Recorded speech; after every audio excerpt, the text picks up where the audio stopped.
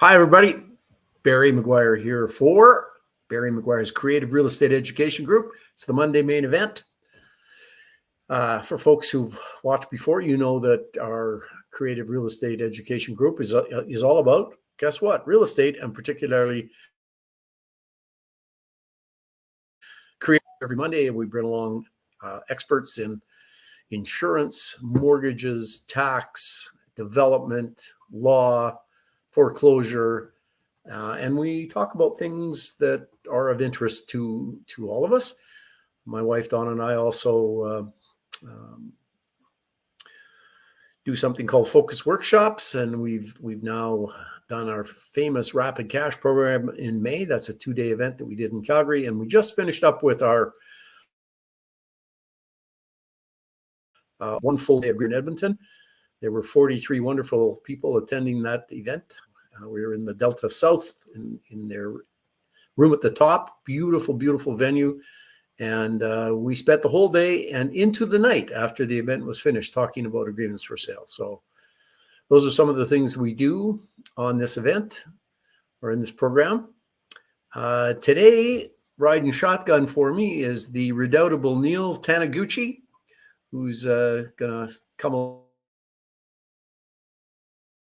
and talk from the trenches, real life stories of how we as investors step in piles of steaming doo-doo and extricate ourselves, hopefully. Hey, Neil, how you doing? Doing well, Barry. How are you? Good, thank you very much. And hopefully in listening to these tales, because I think we've managed to avoid some doo-doo because we've listened to your tales over the years. So yes. Yeah, and of course that's the point. We want to talk about various things that show up, and if you know about it, you can.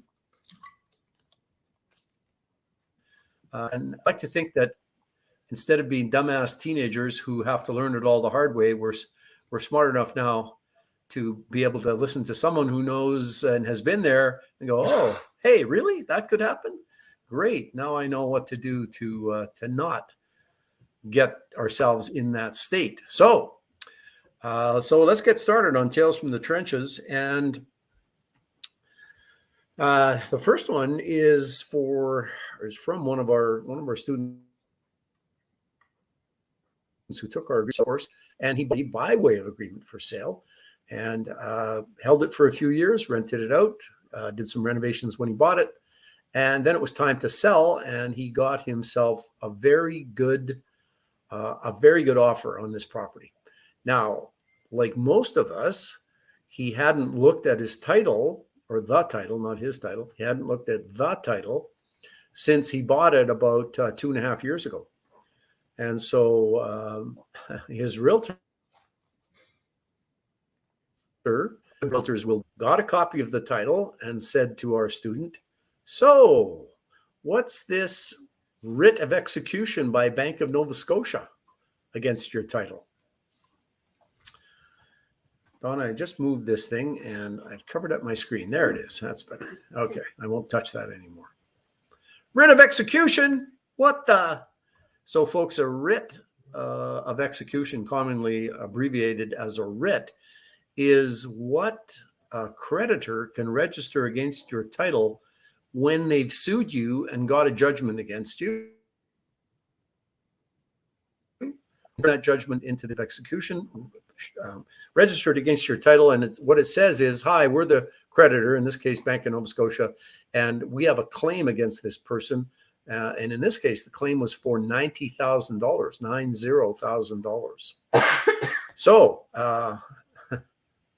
our student was, as you can expect, was very upset about this. How can they do that? What's going on?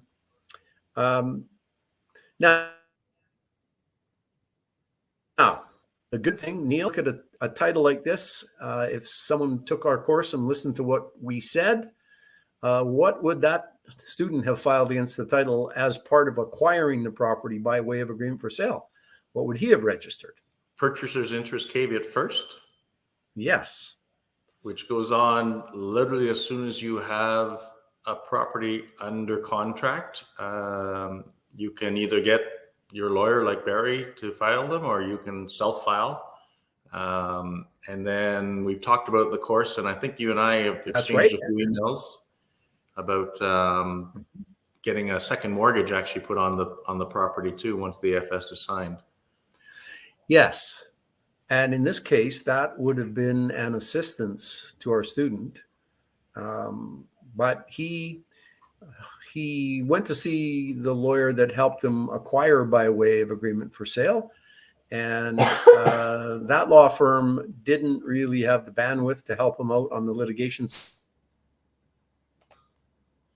So he came and started looking at it. So on review, he and his lawyer that helped him put it together did a great job. They had a good, solid agreement for sale document. They filed the caveat against the title. They had a power of attorney. They hadn't registered the power of attorney against the title, but they did have it. And so I got in touch with the lawyers for Bank of Nova Scotia, a firm. I guess they do national representation for a big bank like that. And so I started to go through it with that law firm, saying, okay, the circumstances are that this particular seller sold. The house was not in good shape. It was one where they started to do a renovation and had not finished it. It was being rented out to someone who was prepared to live with no flooring. And well, in some rooms, it was in tough shape. And then they had some difficulty with tenants.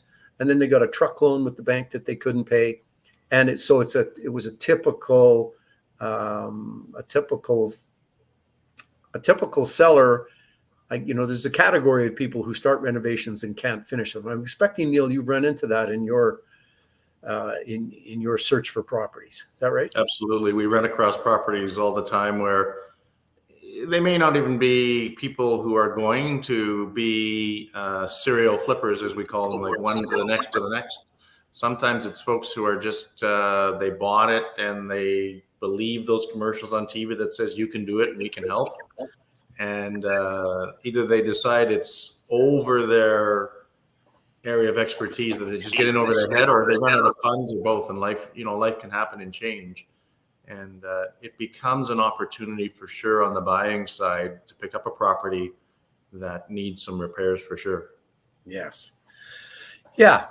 Sellers just they just lose heart, and so at the acquisition stage of this AFS, that's where it was. It was a motivated seller. We just want out, and so this was the classic no equity deal.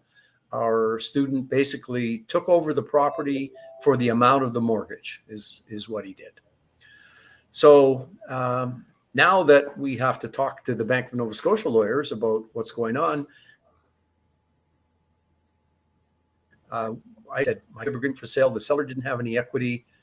Their first question was, what's an agreement for sale? So we went through all of that, and they went, okay, well, great. Well, send us along the documents. So we sent along the purchase contract. We sent along the mortgage statement at the time. We sent the financing schedule. We sent a copy of the caveat. We sent a copy of the power of attorney. And we said, here it is. This is all back up client's position that when they bought the property, the seller had no equity in the property, so that's the deal was written up. When my client takes title somewhere down the road, which he would like to do now, Mr. Nova Scotia lawyer, the seller isn't going to get anything. There's nothing there for the seller's writ to attach to. You want $90,000? There's not one penny in this deal.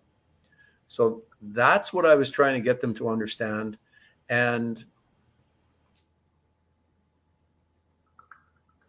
back and forth a number of times for more things, they asked more questions, In the end, they said, okay, well, we understand all that stuff, but we think our client sold it to yours while there still was a whole bunch of equity, and we think there's a situation going on called a fraudulent preference. And that's where a debtor prefers one creditor over another. So there was a number of creditors looking to get at this seller. And they went, you know, you preferred your client, or the seller preferred your client, and that's a fraudulent preference. And I shook my head at this point going, you know, it's pretty tough to prefer one debtor over another when there's no money in the property. Nevertheless, that's what they said. And so through all of this wrangling, the existing deal that my client had written, a nice deal to get out of the property and get paid out, that deal collapsed because the buyer wouldn't any longer. So what does that mean for our student who's trying to sell his property?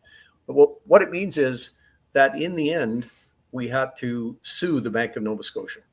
We actually had to sue them, and we're going to be in court in the very next little while. And I expect that what's going to happen is we are going to make what's called a summary judgment application. Summary judgment is a situation where the plaintiff, our student, is saying, you know what, there's no case here, no case. In Alberta, your priority on title is governed by where your place is on the title. So there's a first mortgage on this title. Then there's our client's purchaser's caveat. And then there's the Bank of Nova Scotia writ. So we're first on title. There is no equity in the property. All the documentation proves that. And so, Mr. Judge, we want you to give us an order right now, punting this writ off the title. So with next by, and so our litigation department tells me there's a very good chance that's going to happen without the muss and fuss of a trial. And the reason it's going to happen is because our AFS student did everything right. He wrote up a proper contract. He had a proper financing schedule. He filed the caveat against the title. He took a power of attorney. He made sure that the seller, the AFS seller to him at the time, got independent advice. So, and that doesn't always happen. Sometimes these deals get done where the seller is so wanting out, they'll just sign anything. And so folks doing AFS don't go through the hoops that you have to go through. But in this case, we also had independent legal advice. So our student did absolutely everything right. And even though those nasty Toronto Bank of Nova Scotia lawyers wouldn't just get rid of the writ because I asked them to, proved all those things to them, will disappear. I have every confidence that it's going to disappear by way of summary judgment and not have to go to a full trial. So, you know, the point of this one, Neil, as I'm sure you've gleaned, is there's a way to do these things and there's a reason that we do these things. And so along with all the other things that our AFS student could have done, and you talked about it right at the beginning, there's the ability that you have as a buyer to get the seller to sign a second mortgage registered against the title that would probably go on after the caveat. You could put the mortgage first and then the caveat, or the caveat first, then the mortgage. But Neil, explain to anybody who's listening what the purpose is for an AFS buyer to be able to register a second mortgage against that title. Again, this is one of those things that came out of an experience that we had very early on when we were doing agreement for sale. And it was a similar type situation. In our case, what happened was the seller declared bankruptcy after selling us the house via agreement for sale and declared the house as an asset and the mortgage as a liability. And so all of a sudden the bankruptcy trustee is in there looking to see what's available to them. We were very fortunate at the time that the house, the debt on the house was very close to the value of the house. So there was no equity for the trustee to have if they were going to try and go after it. We still ended up having to hire a bankruptcy lawyer to go through the claim, just to look at it, to speak to them. And we threw them, I think from memory, we threw them like $1,000 of go away type money for them to be able to say to their creditors that they had received something, but them to sign off releasing the asset from bankruptcy. So that's the background. So when that first occurred, we then, with subsequent deals, started saying to any prospective sellers that we're going to take a second mortgage on this property.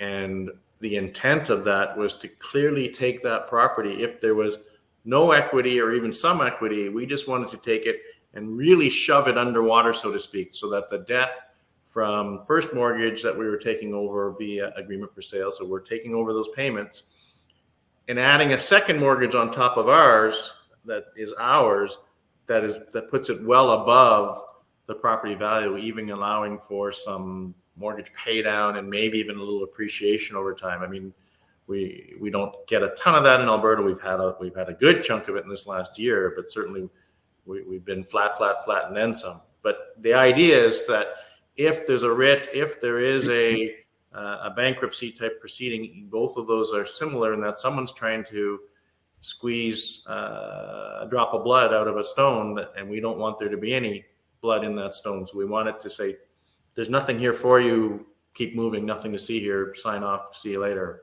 type of thing. So that's another tool in the AFS toolbox. It's probably a bit farther along the sophistication line of things. When you're just starting out doing AFS, that might be kind of a little obscure to you, but do think about it. Do think about registering that second mortgage along with your caveat and perhaps your promissory note against the title. When some big entity like Bank of Nova Scotia or KPMG bankruptcy trustees are trying to beat you up, you need all of the you can get. They can fight all day long, and if you've got something shielding you, you're certainly way better off. So, for that tell from the trenches, it's really the summary is do it by the book. Do it by the book. In our AFS course, RCP, or the AFS standalone course, we talk about all these things and the why you do them. And here's a perfect example of what's going to help out our student as he works his way through this spurious writ by Bank of Nova Scotia. The writ is spurious, and I'll produce evidence to show you why. This is me practicing my litigator chops. Not much. I'm not in court much. But if I was in court on this one, Barry, you personally? No, I'm not. I've got one of the good reasons to be at a larger firm like Field Law is we have a whole floor full of litigators that can do a much better job than I can. Guys who do it all day, every day, and they know their way around it. It's very great to refer it to them. All right, so that's the first tale. Is one called, it's just called Principal Residence. Principal Residence. So I'm sure you run into this situation, but I had a client in last week. He was told me he was selling his principal residence, and we're going through the paperwork and I'm talking to him, and so I talked to my clients about what's going on. I said, so what's next? Are you buying a new house? Are you moving? What are you doing? He goes, I'm doing it again.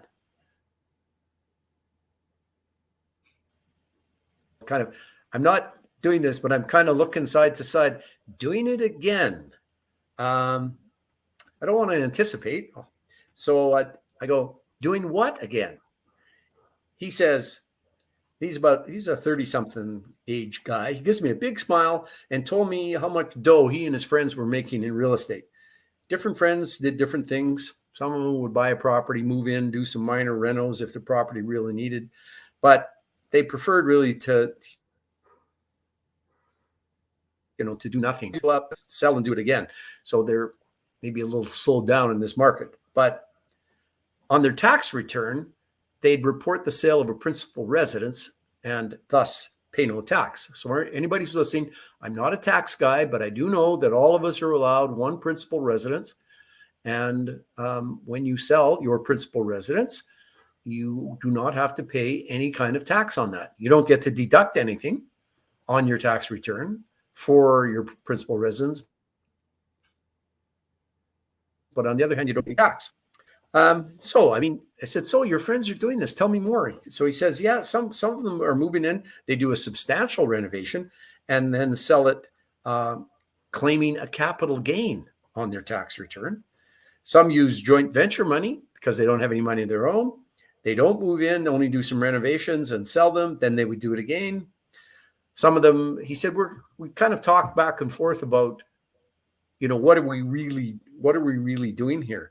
Some of them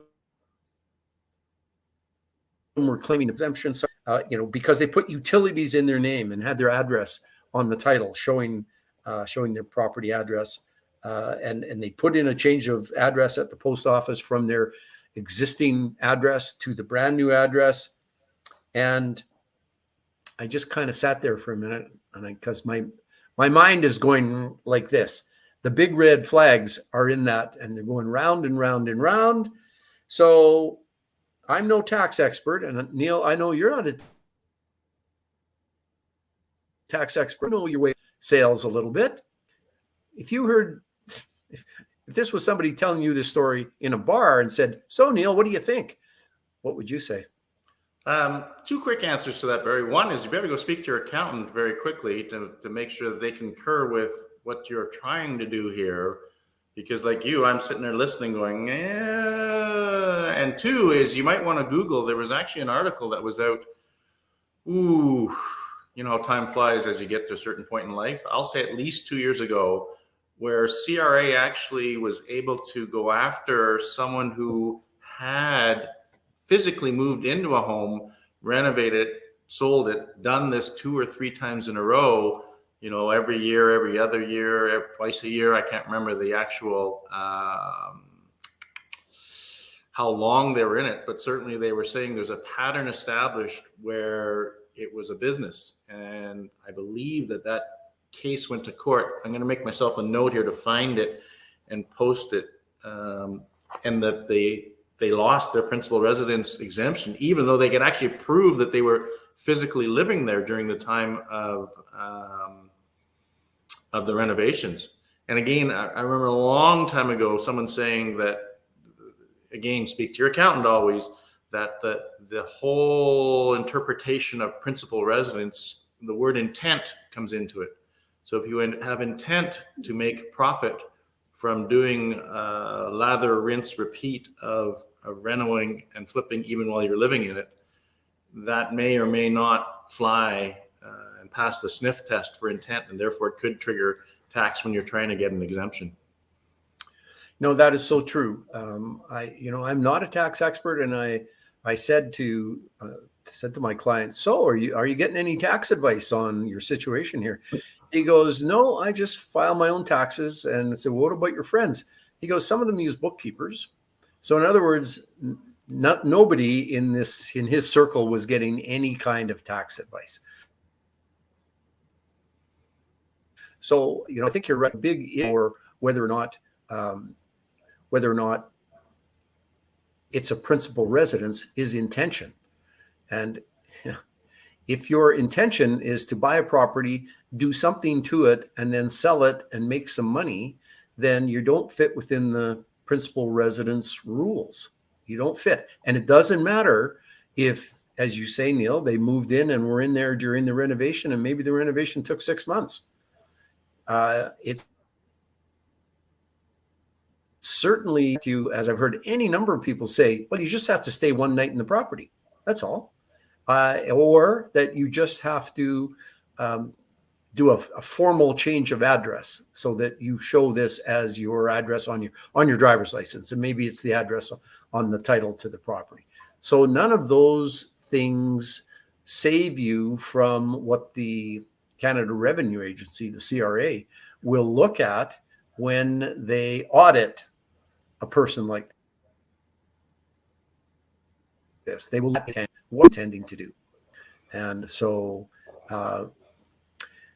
some of these guys were claiming the principal residence exemption. Some of them were claiming that they only had to pay capital gains.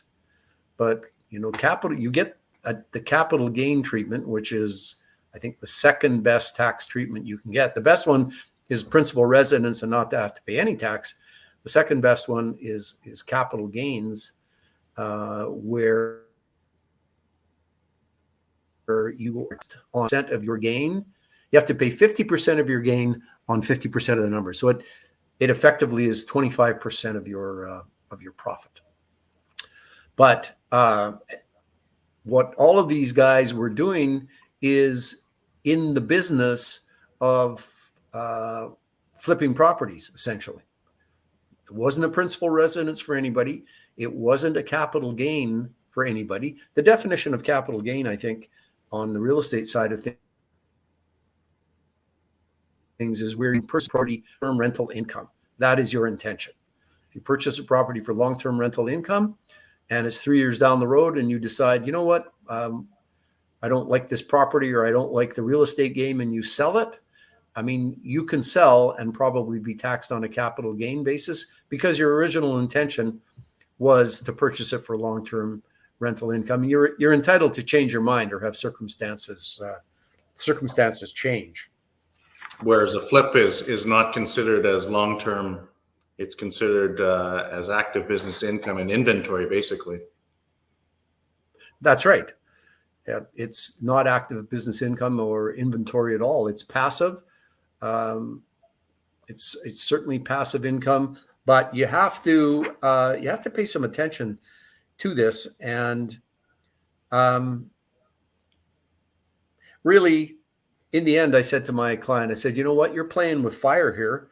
You guys don't understand. You and your friends don't understand the CRA rules around the sale of property. If this hits you, you're going to have a large tax bill, plus you're going to have a big interest bill, plus you're likely going to have and pay a whole bunch of penalties. So there's just so much danger here. Our friends at BDO have published some interesting stuff on this. Don, I'm just going to pass you this as soon as I give the lessons learned here. I'm going to give you this so you can pop up in the chat. You have to have a principal residence on your tax return. That's a relatively new rule over the last 4 or 5 years. You didn't used to have to, but now you have to. And why is the CRA making people do that? Because they know there are so many people who are playing fast and loose with the rules, and so they want to be able to audit and check. Get professional tax advice. Get professional tax advice. And don't try and squeeze every penny out of every deal. If you've purchased a property, done some rental, need some money, pay your tax, move along, and do it again. Don't run afoul of the tax man. I'm telling you, get an audit. They can go on for months and months and months. You do have to hire professional help. It can cost you a ton of money. It's not worth it. All right, Donna, here's the link there at the bottom. So what's up next? What's up next? A lot of people, Neil, use corporations. You use a corporation in your real estate business, don't you? We do. Yes. Neil's and I'm sorry, Barry, I'm not sure whether it's me that's buffering or you, so I'm not sure if I'm coming in at the right time on this conversation, but we deliberately set one up when we first started down this rapid cash type process for the exact reason. It's actually a nice segue from what we were just talking about, in that we had personally held rentals prior to that. And we wanted to clearly distinguish between those being capital assets with long-term intent for appreciation and mortgage pay down and capital gains versus some of this rapid cash where we are selling it and declaring it as inventory type sales and paying the full business tax on them. So they're taxed within our corporation if they're rapid cash. If they are buy and hold and keep it forever, those are our pension plan, as we call them. Those ones, we did that to differentiate between the two of them.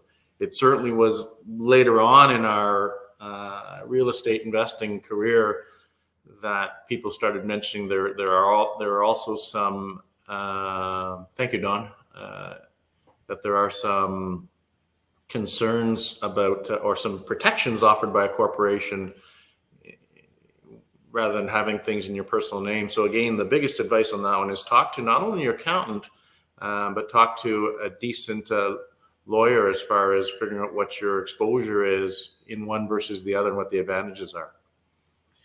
Yeah, it's so much easier to keep multiple properties when you have these. So I really agree with that. I had one client who said he incorporated a new company for every property he bought just so he could keep things straight. I said, I really don't think you have to do that for all the time and trouble of it, but that's what he did. So Neil, I'm guessing that if the government said to you, you know what, Neil, we're taking away all your properties because you haven't kept corporate paper cut. How would that sit for you who's been in this business for a long time? Sorry, Barry, it buffered there. They're taking them all away because why? Because you haven't kept your corporate paperwork up to date. Wow. We'd be calling someone in a hurry to figure out what was going on there. But that. Well, this tale from the trench involves this very thing. So, hand in hand to take notes. You take that. So my client had purchased an apartment building some years ago, and he got a notice from a big downtown law firm claiming that their client was owed $150,000 on a mortgage. They wanted to enforce their security, and in their notice to us, so we're the registered office for both of our clients' corporations. And they sent to one of us saying one of them was a notice to an insolvent person, which means one of those companies struck from the corporate register for failing to file their annual return. So everybody who's listening, if you have a corporation here in Alberta, and I think in most other provinces, you have to file some sort of annual paperwork with the government that gives them basic information on your corporation. And when you file every year, it keeps your corporation in good standing with the government. So here in Alberta, if you don't file your annual 2 years in a row, I think it's in year 3, the government starts saying, okay, you got to bring this up to date. And if you don't, we are possibly going to strike you off the corporate register, which means your corporation is no longer a valid corporation. And that's kind of all they say in the notice. And some people, they don't have their address up to date. They don't get those notices. They get the notices and they ignore them. So in this what we were talking about was an apartment building. My client had bought a 28-unit apartment building about 20 years ago, and the seller carried all the financing. It wasn't an agreement for sale. It was a vendor take back. My client took title, and the seller took a mortgage back. And client had been paying down his financing over the years. He hadn't refinanced it, and the value today was about $2.8 million at the time for this particular apartment building. Oh, $50,000 left, and that's the only financing that's against the property, and the company's worth $2.8 million. So I had to I dug into a bit of the law, the corporate law surrounding. I got a hold of my client. He said, well, for one thing, that $150,000 mortgage is not $150,000. It's about $50,000. So they don't even have accurate numbers, but it's about $50,000. And what the heck that annual returns? We had to go back in the paperwork. We showed him his letter to us that said, you know what? To save money, I've decided to file my own annual returns. Mm-hmm. I'm going to do that myself from now. So you guys don't have to do it anymore. They said he could prove he'd paid all that money. They say it's 150. I say it's 50. He said, that's no trouble. I have the checks. I can prove it. But then as I'm digging for it, law saying, I find that if you've been struck off the corporate register, you can go through a process to get re-registered. You can get re-registered. But if your corporation has been struck for more than 5 years, you can't go through that process anymore. Wow. And the legislation says that the government now owns your property. Government now owns your property. So think about it. I can't remember what my client paid for the building, but it's worth $2.8 million now, and there's only, he says, $50,000 worth of financing registered against the property. So that's $2.75 million worth of equity that the government says they're going to take. And he can't reinstate his corporation. So we dug into it a whole bunch and found that you can say, okay, I see what's happened, but I didn't mean it. This is why it happened. And I want you to let me reactivate the corporation and transfer shares or transfer the property itself into my name if you can't reactivate the corporation. So in the end, we were able to go through an enormous dance, an enormous expense to get him to the position where he wasn't going to lose his 28-unit apartment. So a clarifying question on this, Barry. Building that $1.75 million unit. So the coaching on this one is make sure that you keep your corporation in good standing. Don't ignore it. Pay a little bit of money and let your lawyer be the registered office.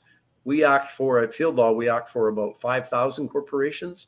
And our job is to file those annual returns and make sure nobody's getting that notice from the CRA. It's fine if you want to do it. You just have to make sure you do it. Don't let it slide. And so, Neil, out of this unhappy circumstance, I wrote a blog that's on my website about this very thing. And I'm guessing I get 1 to 2 emails a month from people going, oh my God, this has just happened to me. So a little bonus, the government has now stretched the time within which you can reinstate without going through the big dance from 5 years to 10 years. So you could now be struck off for 1.5 years and still revive your corporation and not pay an arm and a leg to get it done. But and the registration, Barry, the registration is different than the actual filing of corporate income tax. Yes, filing Two corporate mechanisms. Totally different mechanisms. Corporate income tax is done federally and provincially, but the filing the annual return, which keeps your corporate spending, is totally different from anything to do with tax. It's just a technocrat's way of saying, keep us advised on what the state of your corporation is. Totally different. It's not hard to do. It's like a 2-page form that you have to fill out and pay some money, but it has to be done, or you can get yourself in a whole pile of trouble. So there you go. Keep your corporation in good standing, folks. What do we got next here?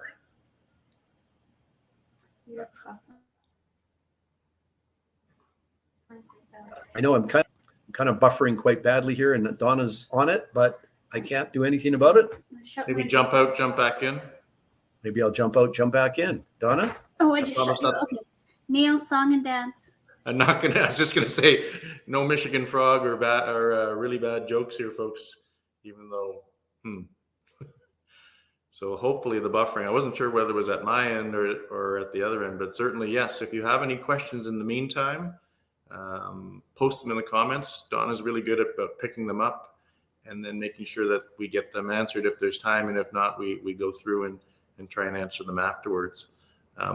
One quick note from one of the very first things is that anyone who's been to one of the courses, and it was 2 and 3 and 5 years ago, the documents don't stay the same. They are not a static set. They get updated, and there's always little things. I said this the last time that I was in Edmonton just a month ago, that I picked up some new information with regards to it. So here he comes, ladies and gentlemen, Barry McGuire. Are you back? All right, we're trying this again, folks. I'm back. So our next, There's some comments. some comments. All right. Any questions in there? What was the name of the document again? No, I'm putting them up here so they can see them too. All right, Donna. Thank you for that.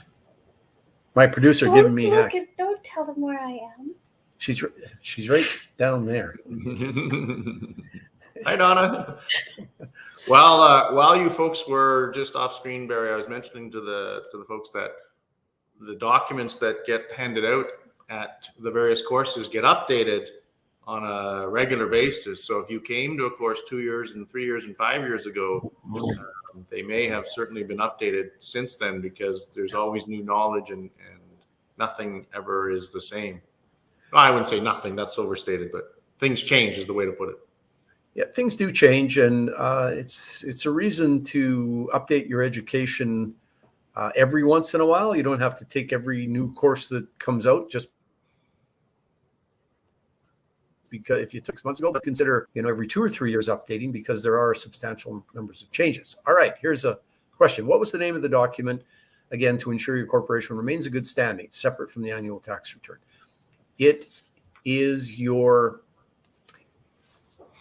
annual corporate return. Filing. Yeah. Yes. You do it at the registry office, or your lawyer does it. Registry office. That's right. It's your annual corporate. Essentially, you're saying here's any changes to shareholders, directors, addresses. It's nothing to do with the financials. Nothing to do with finances, all to do with just the technicalities of keeping your corporation in good standing. So I'm still kind of bouncing around here, but nevertheless, we will do our best to carry on. All right, so the next tale revolves around what people love to say to me. Barry, you've been a lawyer for so long, there's probably nothing new under the sun. You've seen it all. Yeah, folks love to say, Barry, you must have seen it all. And that is so not true. So not true. All right. So my seller client, this just happened 2 weeks ago. My client's selling his property. We have instructions from the realtor. It's an unconditional deal. It's the sale of a condominium with one titled parking space. So a living unit and a parking unit are what's being sold. We have a file open, and I get a call from the buyer's lawyer. And he says, Barry, I have a copy of the condominium plan here, and I'm looking for the titled parking space that my client's getting. I can find the living unit, but I can't find the parking unit. And he goes, hold on. I've got it right on the desk. Hold on. I found it. And he goes, no, I haven't found it. I have found a legal unit number that is what says in the contract. Contract said parking space 221 is what's coming with the deal. So legal unit 221 is coming. He said, I found unit 221, but it's not a parking space. It's you ready? I just can't wait to say this. It's not a parking space. It's a mailbox. It's a mailbox. And so I said, what the? So I got out my copy of the condominium plan, and Donna's going to try and pop this up for us so we can see. And it's a structure. Now, Neil, can you see this? No, not yet. Not yet. Okay. Not yet. Not yet. Give her a sec. Give Dawn a sec. Sharing is caring. Sharing is caring, indeed. Okay, we're gonna have to do it this way. And we're going to have to do it by sharing, Donna says. So I'm looking at the condominium plan. Can you see it now, Neil? What we see is So I've got it up on my screen. a collage of everything. So there's the two of us, but it shows, the conversation, and it shows A bunch of stuff. Yes. Well, while Donna plays with that, I'll just talk about what's going on. So, folks, when you are thinking about a property here in Alberta, if you're interested in a property to the point where you're thinking about making an offer, I would suggest that you get a call and review it and ask questions about anything you see on the title. It's just good, solid diligence that if you're serious about a property, it's really important before you would put in an offer to get a copy of the title. It's also important to get a copy of the condominium plan. That's what the buyer's lawyer was looking at when he called me to say that he found unit 221 and it wasn't a parking space. Bingo. It was a mail. The condominium plan was a nice drawing. Now we can see. Excellent. So there it is. There is a mailbox that is down near the parking area, and each one of these numbers on it, starting with 211 and going up to 238, there is a title to this. There's a title to it. So my client wasn't getting parking unit 221. He wasn't getting legal title to something 221. Yes, he was, but it was a mailbox, not a parking space. So in 47 years, this is the first time I've ever run into mailboxes that have titles to them in condominiums. So what happened out of this? So there was much toing and froing. The management company and the condominium corporation say, well, we had no idea there was a titled mailbox. And this is where has been parking his car. It says 221 on it. He's parked his car since he's been there. As far as we're concerned, he owns that space. If he doesn't own the space, we are saying to the new buyer that, Mr. New Buyer, you will always have that space. It will always be yours. Nobody will ever take it away from you. And after getting those assurances, the buyer said, okay, fine. I won't argue. I'll buy the living unit under this is my, and that I don't get a title to a parking space, but I do have a title to a mailbox.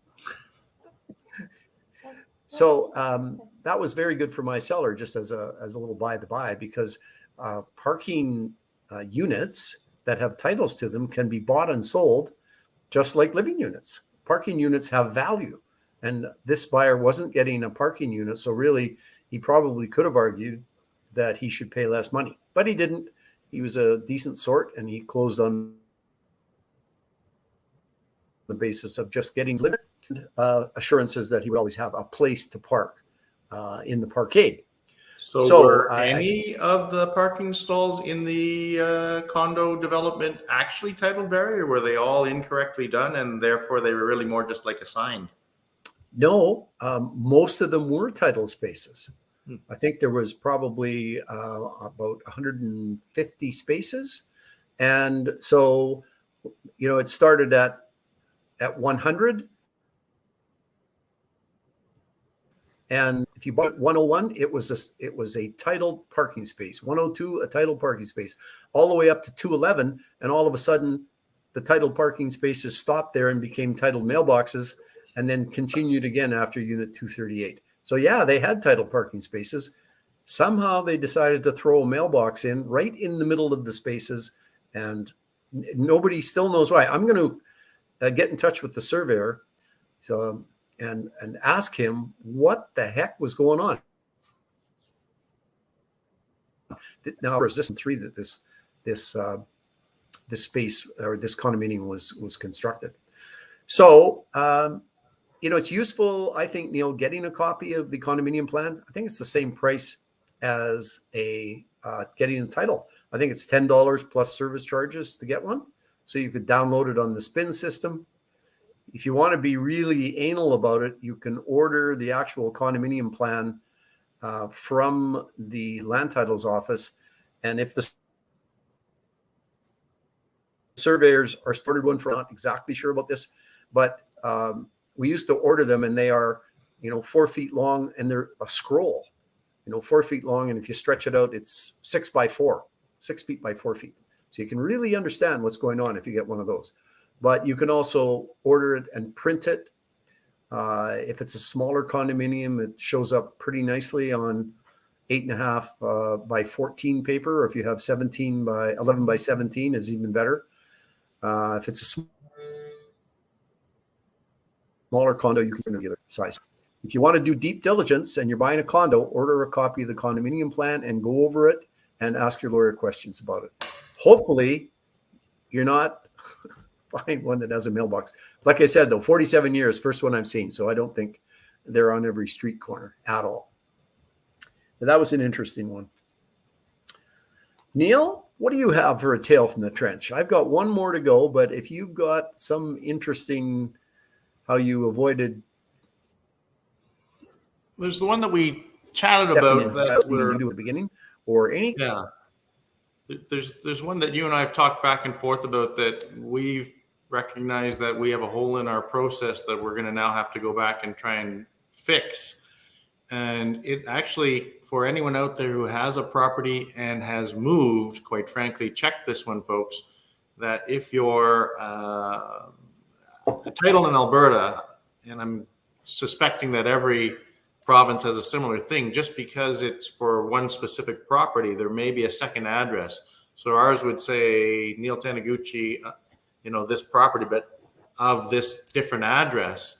And if you've moved, or in the case of an agreement for sale, if your seller has moved, we missed doing an amendment to the title to tell people that our new address for service is that of our office here in Airdrie, or in the case of a seller, to move their address for service to ours, or to their lawyers, or to our lawyers, or somewhere that's a valid address.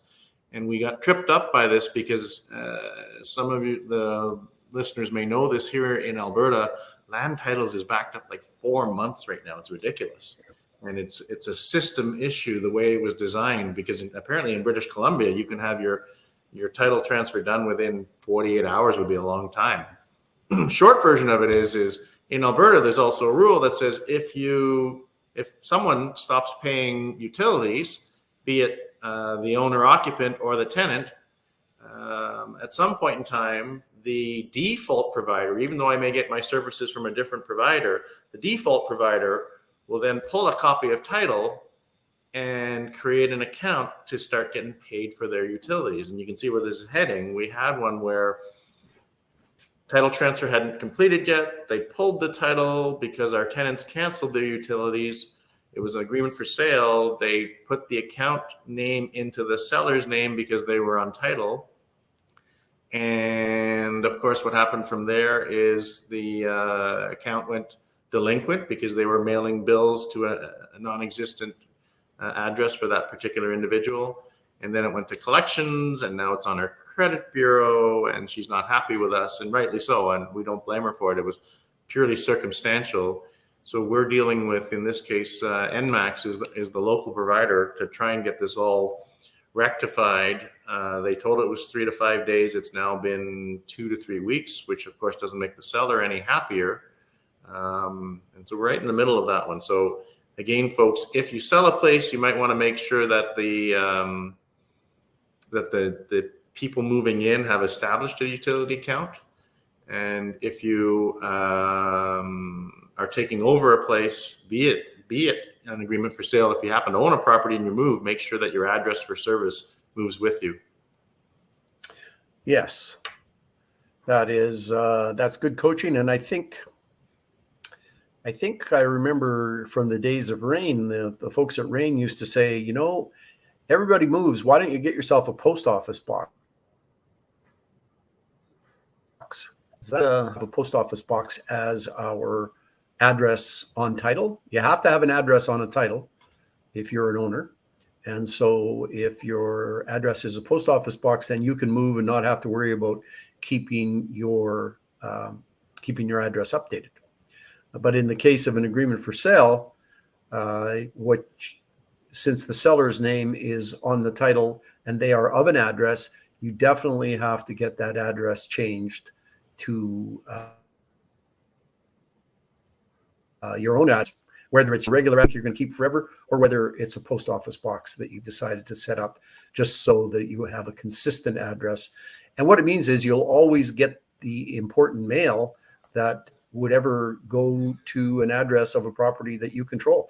You don't want to be having tenants pick up mail and go, oh, it's just for Neil, throw it away. So and in this case, Neil can probably remedy this because, smart guy that he is, he took a power of attorney. So you have with the property, correct, Neil? We have powers of attorney signed, and that's where, yes, with your help, we've clarified that, and we will go to land titles. We actually, I don't even know why, we don't register our POA on title. You can maybe comment on the pluses and minuses of that. Okay. But we will send a copy to land titles along with the change of or service address request. So for the question, Bittner, that's a familiar name, Donna, isn't it? Mary Beth. Oh yeah, that's my sister in Saskatchewan. Hi, Mary Beth. So powers of attorney and registering them on the title. Now, folks, every province has their own rules. The law in province is very similar to the law in the next province, except for Quebec. But the technical details and the provincial little twists and turns are different. So in Alberta, if you have power of attorney, power to do things with someone else's land, you can register that power of attorney against the title. And that takes away from the seller any ability for them to do anything with land titles. They might still be able to work with their bank where they still have a mortgage. But if you want to take away, if you're a little edgy about your seller and what they might be doing, maybe they're selling to 3 people instead of just to you. If you register that power of attorney against the title, you now fully control the property from the land title's perspective. Disappears because there's no equity in the property and you need something done. If you need a transfer signed, the seller can't do it anymore. You can do it under power of attorney. So there's a number of schools of thought on, if I get a power of attorney, should I register it? If I'm buying and I register my purchaser's caveat, do I have to register the power of attorney? No, you don't have to. But as I said, registering it does take away the seller's ability to do anything with the property at land titles. And it's another that you are a player in that property. And if we go back to our first tale from today, our very careful student did have a power of attorney and did not register it. He could have, had he wanted to. Maybe that's the one bit of proof that the Scotiabank lawyers would have accepted and gotten rid of the writ. I doubt it. They were just being collector lawyers. They just want to squeeze until they get money out of it. So I don't think it would have made any difference. But that's a little on powers of attorney. All right, folks. Do we have any more questions, Donna? I think you're good. I think we're good. Okay. All right, Neil. Well, thank you very much for showing up. I do have lots more tales from the trenches. Excuse me. And we'll do another session somewhere along the line. Sounds good. Next up, we're going to have Neil and Rachel Oliver come on and talk to us a little about bringing their rent-to-own program, their very successful Ontario RTO program, to Alberta. Looking forward to that one. It's going to be in November 7th. And then don't forget, in the student group, we're going to do some exercises on November 7th. Donna says that in our student group, so that's somebody who's actually taken one of our courses or bought one of our online home study kits. We are going to, in the student group, on November 7th, after we talk to Neil and Rachel about rent to own, we're going to do some actual exercises. We're going to write some deals. We're going to work on some financing schedules because we had so much stuff to talk about for sale 24th, and had a book full of exercises to do. We didn't do any because we were too busy talking about a whole bunch of other really, really interesting stuff. So we want to do some exercises. I really find I learn by doing. Well, Donna will figure out how we're going to do that, and that'll be fun to do, and it'll help folks who are just getting started who go, how do I write an offer? Which financing schedule do I use? So that's the purpose of of November 7th documentation. So Donna will give more information on that. Neil, thank you very much. Everybody, we'll Thank say you. goodnight and we'll catch you up the next time. Have a Good great night, week, everybody. everyone. Good night. Good night, all.